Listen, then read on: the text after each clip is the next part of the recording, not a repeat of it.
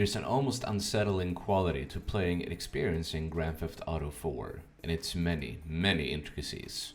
From the believable vehicle physics and its real-time damage, the cute and cuddly internet cafes you can interact with and attain side missions from, to the all-encompassing soundtrack that spans a multitude of different eras and genres, to something as simple as driving over the Broker Bridge and watching a sightseeing helicopter buzz over you, while pedestrians get into heated arguments with one another in a traffic jam, and knowing that this game came out in 2008. Grand Theft Auto 4 is now, poetically enough, old enough to drive, and its aforementioned unsettling qualities stem from the game simply heralding from a bygone era. The humor, primitive technology, outfits, and part retro, part modern late 2000s soundtrack that truly makes it a product of its time. It feels weird being as nostalgic as I am over GTA 4. I certainly remember stepping into the shoes of protagonist Nico Bellic all those years ago, while I was simultaneously stepping into the uncharted world of puberty. Yet the game still somehow feels too competent to be of the age that it is. Yeah, the dull grayish color palette that permeated many other games at the time serves as a gentle reminder of the fact that yeah, GTA 4 is an old game. But from playing it and experiencing its decidedly darker and less comically absurd world compared to GTA 5, ripe with some pretty intense story beats and attention to detail that far supersedes its sequel. Yeah, GTA 4 doesn't really feel old at all, and most importantly, it's absolutely worth playing in 2024. Though it's easy to fault a game for falling into a slightly repetitive rhythm of driving to a designated character on your map, receiving a cutscene, carrying out said mission, rinse and repeat, etc., it's the more granular details surrounding this cycle that makes GTA 4 so immersive, and much more so when compared to other open world slogs that are still playing catch up to Rockstar games to this day. When you run straight into a pedestrian carrying a coffee mug, they drop it and might even start to antagonize you in the process.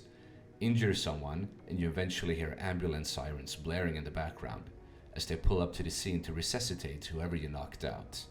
Hell, it's even possible to see police officers chasing down other NPCs both on foot and in vehicles, in what feels like completely unscripted incidents.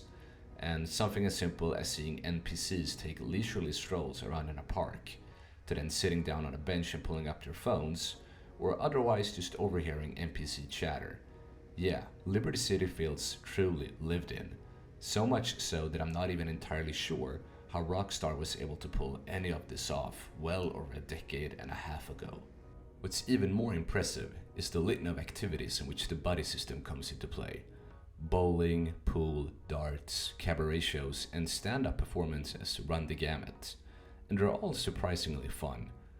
Though the criticism commonly leveled towards the game of the in-game phone ringing constantly is very well warranted, there really aren't any penalties for turning down activities with friends, and are mostly just fun to do as palate cleansers in between missions.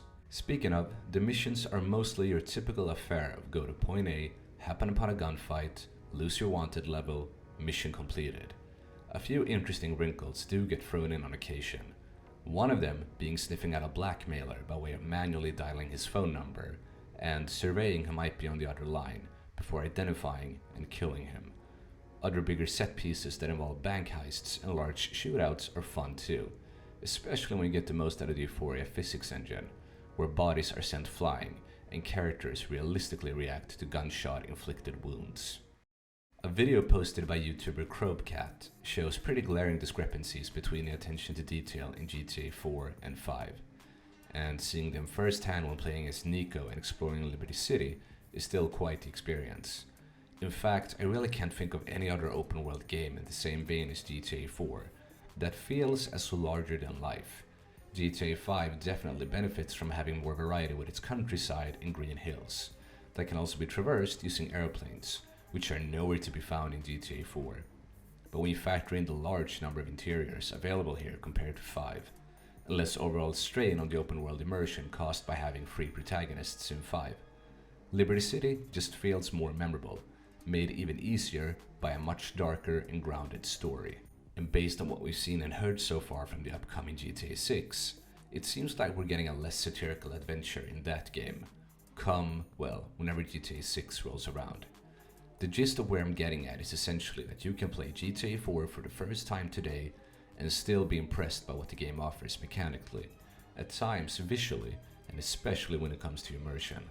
And although it's easy to assume that the 11 years worth of support for 5 has rendered 4 obsolete, rest assured that that couldn't be farther from the truth. You really owe it to yourself to play this game if you haven't already. Thanks for watching.